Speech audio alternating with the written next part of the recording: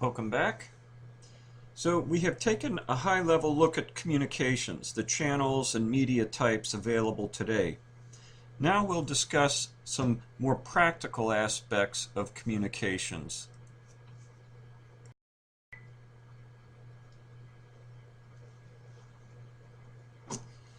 The key to building a cohesive global team and coordinating its activities to achieve the mission is effective communication planning. Primary leadership challenges in global organizations are unstable structures contrived to operate globally and unexpected events from interactions that are not well understood. As we mentioned last week in the lecture on leadership, the virtual team is often a bunch of body parts thrown into an office, and through leadership they are sewn together into a team, like Frankenstein did with his monster. Communications is the electricity to animate the monster. In addition, global teams often work cross disciplines so that a requisite variety of viewpoints focus on the mission. We alluded to this in the last section on communications and understanding. Not all virtual teams are like open source. Your team may have a wide variety of viewpoints that must be integrated. For your group team projects in this course, however, this won't be the case because you all share a deep understanding of systems engineering. A common misconception is that information technology enables leadership to manage the instability, surprise, and varied backgrounds to deliver cross-functional understandings. Technology isn't the answer. It supports the solution, but the real solution to bring cohesion, coordination, and control to a team is management, managing communications. It is managing communications to increase understanding that is the critical need. A communications plan is essential to managing communications. Plan your communications to know precisely why you are making a communication and exactly what information needs to be exchanged. Organize expected or recurring communications into schedules based on event timelines or delivery deadlines. Here are the elements of the communication plan. Define the communication business protocols. First protocol is describe who will participate in what kind of communication. Describe who will be copied on what kind of communication. Determine frequency of checking email and voicemail. Determine acceptable response time lengths. For each media, face-to-face, teleconference, video conferences, decide when to communicate, what to communicate, who should be at each meeting. The goal is to make information that is necessary easily available. Adapting messages to serve the needs of each audience requires careful planning. An audience profile helps plan the messages. Things to consider are the following: what media they prefer and expect, what information is pertinent to them, and what is each audience's level of understanding.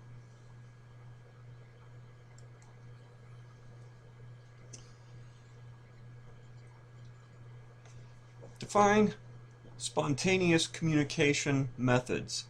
These can be chat rooms, discussion boards, and texting. They should be part of your communication plan. You should provide appropriate tools and protocols for ad hoc communications. Frequently reiterate the goals and importance of the work effort. Repetition is helpful. For formal meetings, limit the agenda to the most critical items.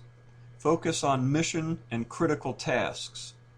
Fully explore and complete 1 or 2 concepts per meeting.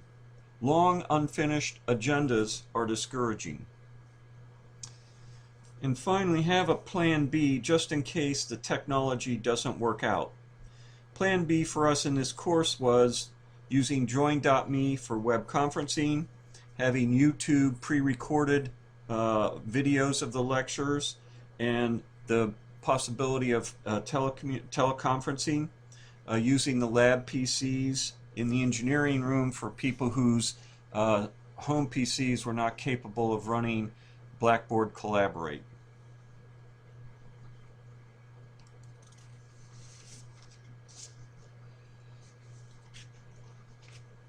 It's important that important communications should use a media that is user-friendly, easy to save, and easy to retrieve. Simpler messages can use email or voicemail. Complex messages should be organized into a document and added as an attachment to email or posted in a team library, a document library. If input from a subset of the team must be simultaneous, use a synchronous method of communication. That's the way you can handle simultaneous needs. Otherwise, use asynchronous. Furthermore, identify the necessary direction of your communication. Is it downward, upward, horizontal?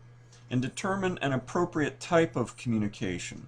Casual, formal, meeting, workshop, videotape, newsletter, memo, bulletin board notice, WebEx, and so on.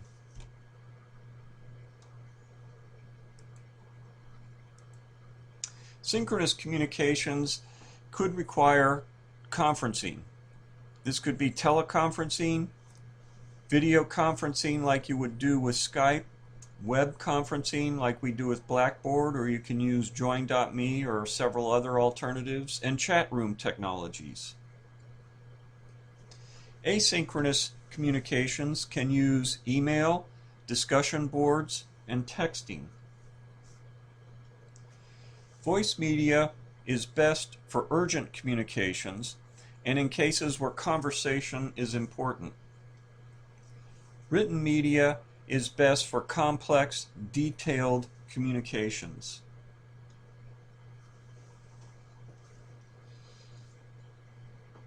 Budget for in-person meetings. Face-to-face is a much richer medium for communication than any other medium out there. The only problem is it's going to be costly if you've got a globally distributed team. So if cost is an issue, you can bring in subgroups, or you can establish liaison officers at each location and schedule in-person meetings with them. And another important communication protocol is defining times for telephone conferences. Make the times reasonable for the time zones in the call. We'll finish up this evening with a discussion on open communications in virtual teams. An important communication principle is to emphasize major points with repetition. So to establish trust in virtual teams, reinforce goals and processes. Periodically state the goals to the team. Periodically review the schedule for accomplishing the milestones to achieve the goals. Periodically review decision-making processes. Periodically review roles and responsibilities of each of the team members. Periodically discuss methods for achieving goals. Periodically discuss acceptance criteria, and periodically review performance. Transparent communication is critical. Clarify your true intent with repetition. Group feeling is rebuilt, and the mission and solution is continually summarized. There will be change, so it's critical to update agreements on changes.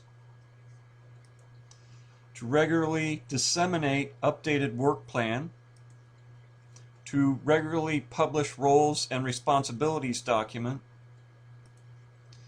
to regularly publish the team directory, the location, time zone, hours of availability, and the best way to communicate with a team member,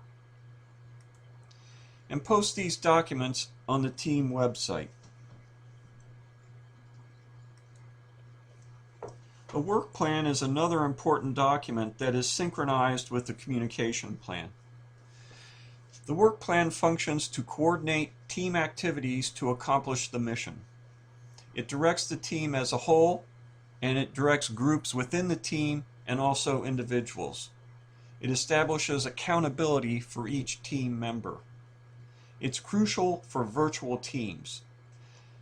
The work plan should be posted on the team website, which is a shared online workspace.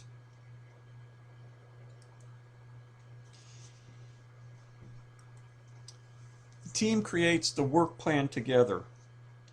They study the situation and define the problem, write the statement of purpose, compose a preliminary outline, and develop a work plan.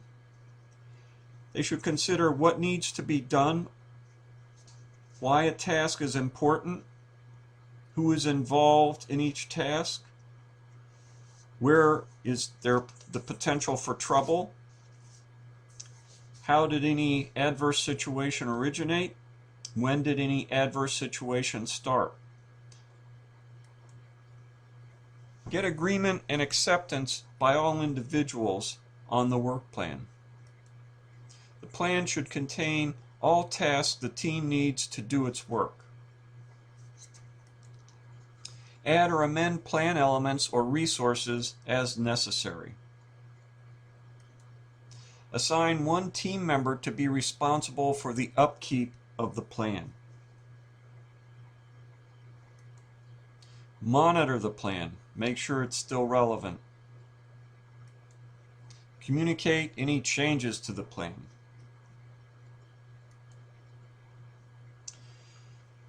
The communication plan must consider cultural background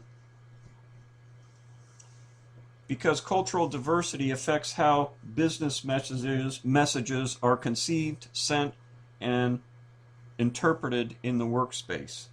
The same is true for the functional background of team members.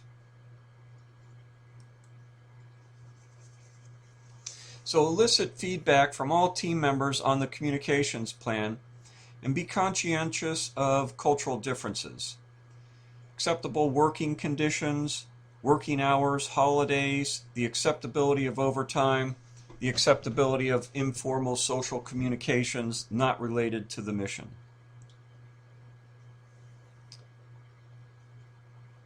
And to summarize, initiate contact regularly and make communication a top priority. Now we'll go into a demo on using Skype.